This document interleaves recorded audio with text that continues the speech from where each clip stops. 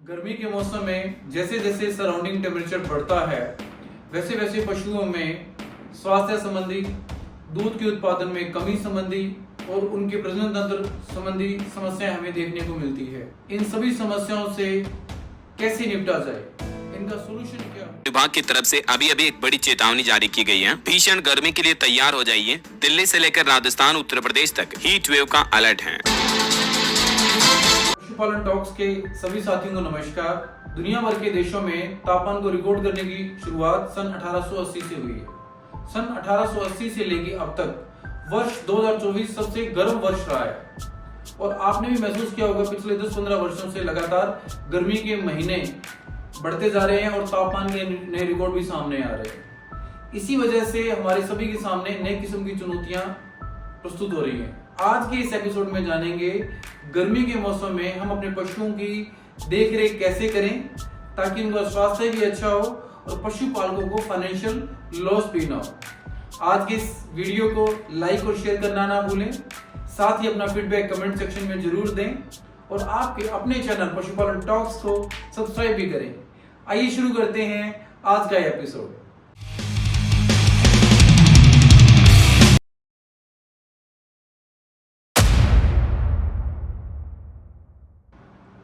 गर्मियों की वजह से पशुओं दाना चारा खाना कम कर देते हैं। पशुओं का मुंह सूखा रहता है। कई बार पशुओं के मुंह से लार भी ज्यादा गिरती है, हाइपर सलाइवेशन होता है। पशु हांफने लगते हैं, उनकी रेस्पिरेशन रेट बढ़ जाती है। पशुओं में पानी की कमी हो जाती है। पशुओं के दूध का उत्पादन कम होता जाता है, मिल्क प्रोडक्शन डाउन हो जाता है। पशु दूध देना कम कर देते हैं। पशुओं के शरीर का तापमान बढ़ जाता है जिससे हाइपरथर्मिया भी कहा जाता है और हाइपरथर्मिया से पशु कई बार हीट स्ट्रोक की तरफ चले जाते हैं, यानी कि पशुओं को लू भी लग सकती है। गर्मी के दिनों में पशुओं की अगर हम अच्छे से साफ संभाल या देख रेख नहीं कर पाते हैं, मान लो पशु ज्यादा गर्मी मना रहे हैं तो पशु हीट में नहीं आएंगे टाइम पर। अगर पशु हीट में टाइम पर आ भी जाएंगे तो पशु गर्भ धारण नहीं कर पाएंगे, उनकी कंसेप्शन रेट कम हो जाएगी या फिर बार बार फुराव लेके आएंगे, रिपीट हो जाएंगे या कई बार ज्यादा गर्मी लग जाएगी, पशुओं में अबॉर्शन भी हो जाता है। एचएफ या जर्सी नस्ल की गायें या एक्सोटिक जो ब्रीड की जो गायें होती हैं वो देसी नस्ल की गायों की तुलना में ज्यादा गर्मी मानती हैं। आज के इस एपिसोड में हम समझने की कोशिश करेंगे कि अपने पशुओं को हम कैसे गर्मी से बचाएं ताकि उनके दूध का उत्पादन में कमी देखने को ना मिले, उनका रिप्रोडक्टिव सिस्टम भी अच्छा हो और पशुओं का स्वास्थ्य भी अच्छा रहे और पशुपालकों को कोई फाइनेंशियल लॉस भी ना हो। पशुओं को गर्मी से बचाने के लिए दो मुख्य तरीकों पर काम करेंगे।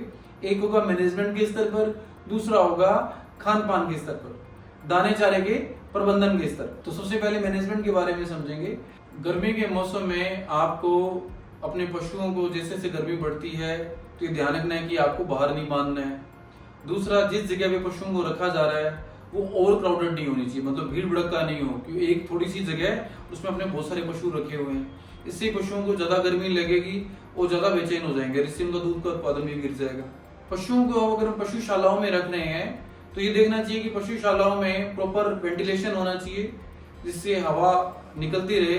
पशुशालाएं जहाँ पशुओं को रखा जाता है अगर उसकी छत सरकंडे की रहेगी तो ऊपर से जो गर्मी आती है वो नीचे कम आएगी, और सरकंडे की नहीं अगर आपने टिन शेड लगा रखा है पशुओं के लिए तो प्रयास करेंगे जो पशुओं की टिन शेड है उसके जो बाहर की जो लेयर है उस पर सफेद पुताई कर दें, आप सब व्हाइट पेंट कर दें ताकि जो बाहर से जो गर्मी आए वो वापस वातावरण में रिफ्लेक्ट हो जाए। इसके अलावा एक काम आप और भी कर सकते हैं। आप चाहें तो घास और गोबर को चारकोल के साथ मिक्स करके आप टिन शेड के ऊपर उसकी लेयरिंग कर सकते हैं, उसकी लिपाई कर सकते हैं। इससे भी नेचुरली इंसुलेशन हो जाएगा और ऊपर से जो गर्मी आने वाली है उसकी भी काफी हद तक आप रोकथाम कर पाएंगे। और ये भी प्रयास करें कि पशुशालाओं में पशुओं के लिए 24 घंटे पानी की सप्लाई हो, 24, क्योंकि जब आपको गर्मी लगती है आप तो मटके से जब मर्जी पानी पी लेते हैं, है ना, या फ्रिज में से निकाल के कुछ ठंडा पानी पी लिया, किसी ने कोल्ड ड्रिंक खा लिया, आइसक्रीम खा लिया। लेकिन पशुओं के लिए आपने टाइमिंग फिक्स कर दी कि सुबह पानी देना है, दोपहर को पानी देना है, शाम को पानी देना है। ऐसा नहीं होना चाहिए। आप उनके लिए अगर संभव हो तो ज्यादा से ज्यादा समय तक पानी की अवेलेबिलिटी करवाएं। पर ये तो बेस्ट होगा अगर 24 घंटे पानी उनके लिए मतलब हर समय अवेलेबल है। जब भी पशुओं को प्यास लगी तब उन्होंने पानी पी लिया। और एक बात का और ध्यान रखना है, जो लोग पशुओं को खरीद फरोख्त करते हैं या पशुओं को इधर से उधर लेके जाना होता है, तो गर्मी के मौसम में दिन के समय पशुओं को ट्रांसपोर्ट करने से बचें। अगर पशुओं को लेके जाना है तो सुबह या शाम के समय ही मतलब पशुओं के लिए ट्रांसपोर्ट की व्यवस्था हो, और जहाँ ट्रांसपोर्ट करवाएं उसमें भी प्रॉपर स्पेसिंग होनी चाहिए। अब हम समझते हैं कि पशुओं को दिया जाने वाला दाना चारा है, उसके प्रबंधन में या फीडिंग प्रैक्टिसेस को इम्प्रूव करके कैसे गर्मियों में पशुओं का स्वास्थ्य भी अच्छा रख सकते हैं और उनसे मैक्सिमम दूध का उत्पादन भी ले सकते हैं। तो सबसे पहले तो ध्यान रखें कि गर्मी के मौसम में भी पशुओं को हरा चारा पर्याप्त मात्रा में मिलना चाहिए। अगर हरा चारा पर्याप्त मात्रा में उपलब्ध नहीं है तो पशुओं के लिए आप साइलेज का भी प्रबंध रखें। दूसरा, आपको ये भी ध्यान रखना है कि पशुओं को जो आपने फीडिंग देनी है उसके टाइम टेबल पर विशेष रूप से गौर करना है। अधिक गर्मी के समय आप पशुओं को फीडिंग ना करवाएं। पशुओं को जो दाना चारा देना है आपने सुबह या शाम को करवाएं, इससे उनका मेटाबॉलिज्म भी अच्छा रहेगा और उनका डाइजेशन भी अच्छा रहेगा। गर्मियों में पशुओं का एसिडिटी होने के काफी चांसेस रहते हैं, जिससे उनको डायरिया भी हो जाता है, लूज मोशन लग जाते हैं, भूख लग जाती है, पशु लंगड़ापन का शिकार भी हो जाते हैं। तो आपको ध्यान रखना है कि पशुओं को दिया जाने वाला दाना चारा संतुलित होना चाहिए, बैलेंस्ड होना चाहिए, उसमें जो हर घटक पर्याप्त और सही अनुपात में होने चाहिए। और आप जो दाना चारा दे रहे हो या आप कोई भी दाना चारा या बांटा दे रहे हो, उसमें सही किस्म के बफर्स होने चाहिए। बफर क्या करते हैं? पशु के पेट के रुमेन की पीएच को ठीक रखते हैं, बैलेंस में रखते हैं, ताकि पशुओं का डाइजेशन अच्छा रहे। इसके अलावा आपको ये ध्यान रखना है कि पशुओं को जो आप दाना बांटा देते हो, कई लोग तो उबाल कर देते हैं, कुक करके देते हैं, गर्म करके देते हैं, कई लोग भिगो के देते हैं, कई लोग सूखा भी देते हैं, कई लोग कुछ समय पहले भिगो देते हैं। तो अलग अलग प्रैक्टिसेस होती हैं। हमने ये भी देखा है कि कुछ जो पशुपालक साथी हैं वो दाने बांटे को बहुत समय पहले भिगो देते हैं, कई घंटे पहले भिगो देते हैं। तो गर्मियों के दिनों में अगर बहुत समय पहले 10-12 घंटे पहले आपने दाना भिगो दिया, अगर बर्तन साफ सुथरे नहीं है तो ये भी चांसेस होते हैं कि उनमें फंगस लग जाए या बैक्टीरिया पनप जाए। ये ध्यान रखें कि जिस बर्तन में आप दाना बांटा आप पशुओं के लिए रख रहे हैं, भिगो रहे हैं, तो बहुत समय पहले ना हो और आधा घंटा 1 घंटा पहले भिगो दें, वो काफी रहेगा। कुछ ज्यादातर बड़े डेयरी फार्मर्स पशुओं को दाना बांटा सूखा ही देते हैं, और तो दाने बांटे को हरे चारे और तूड़ी के साथ मिला के TMR के रूप में पशुओं को देते हैं। इससे पशुओं का डाइजेशन भी अच्छा रहता है। आप घर पर ही अपने पशुओं के लिए बैलेंस कैटल फीड या संतुलित पशु आहार कैसे तैयार कर सकते हैं, इसके बारे में हमने पहले भी एक वीडियो बनाया है। इस वीडियो का लिंक आपको आई बटन में दे रहे हैं। पशुओं के थान में या नांद में या मैंजर में नमक के डले जरूर होने चाहिए, जिससे पशु उन नमक के डलों को चाटते रहें। इससे उनका हाजमा भी अच्छा रहेगा और उनको प्यास भी लगेगी और पर्याप्त मात्रा में पानी भी पिएंगे।